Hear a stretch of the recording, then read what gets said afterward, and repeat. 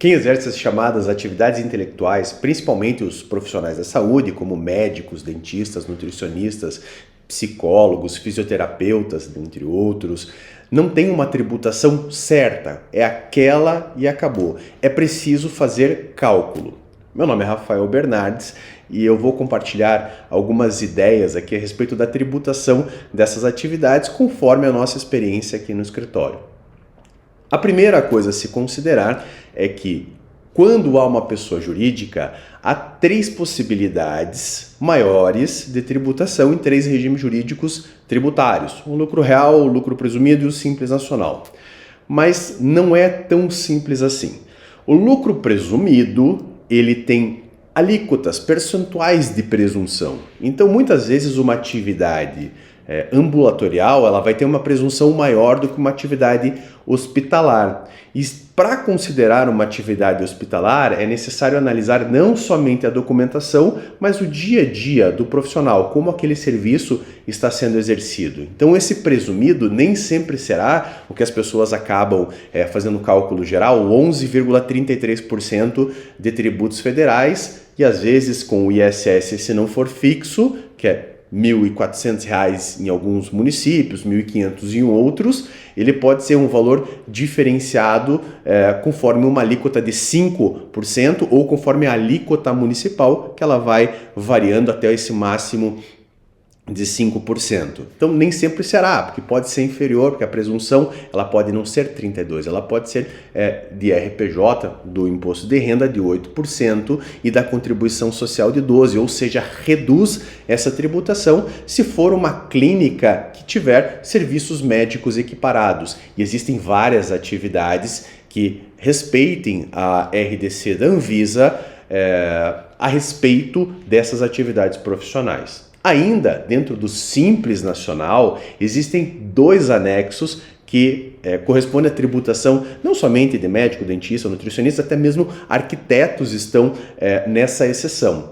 Alguns profissionais com algumas características dessas empresas podem optar pela tabela número 3, do anexo 3, que é uma tabela muito melhor que o anexo 5, que muitas vezes será pior que o lucro presumido. Por isso que é importante fazer essa simulação. Mas para aproveitar esse anexo 3, é importante que aquele consultório ele tenha uma folha de salário, ou seja, que haja ou colaboradores, que haja pagamento de prolabore, de outras formas de compor aquela folha de salários. Mas não somente haja uma folha de salários, que essa folha de salários ela corresponda a pelo menos 30% da receita. Por isso que é importante simular, é importante colocar todos esses números numa planilha.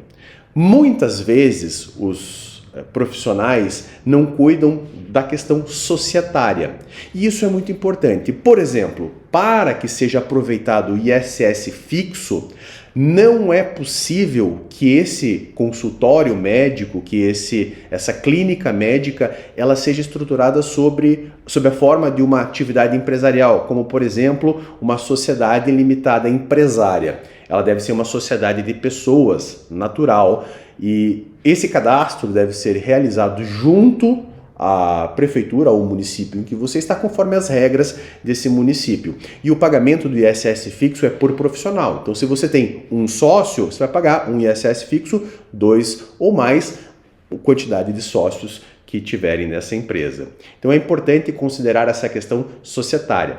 Também é importante a questão societária que, se você é uma sociedade de pessoas, você não consegue se beneficiar da alíquota diferenciada que eu falei lá no início do presumido. Por quê? Porque a atividade hospitalar para a Receita Federal, ela demanda que seja exercida através de atividade empresária. Ou seja, haverá necessidade de mexer com esse instrumento societário, com o contrato social ou o estatuto social, e que seja estruturada de uma forma empresarial, que seja estruturada na forma de uma atividade médica, ou seja, de um negócio um pouco mais complexo.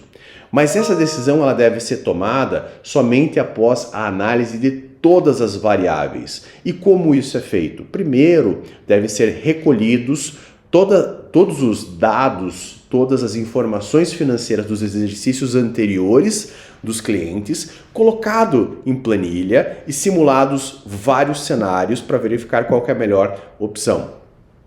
Inclusive, pode haver uma ou mais empresa nessa opção.